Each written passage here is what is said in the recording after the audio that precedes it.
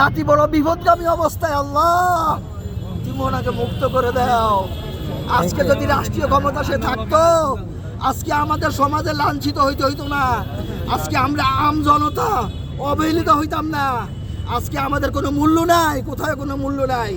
আমাদেরকে মানুষ অন্য দৃষ্টিতে দেখে। আল্লাহ তুমি ওনাকে মুক্ত করে দাও। আল্লাহ ওনাকে মুক্ত করে দাও। আল্লাহ আল্লাহ ওনাকে মুক্ত করে দাও, নাজাত দান করো। মনটা বুঝে না।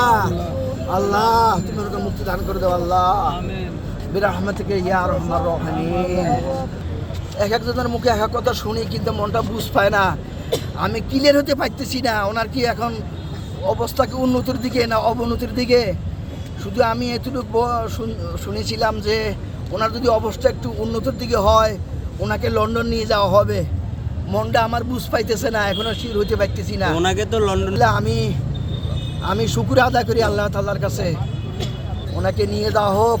উনি সুস্থ হয়ে এই দেশের কল্যাণের জন্য যেন উনি ফিরে আসেন, আমি সেই শুভ কামনা করি।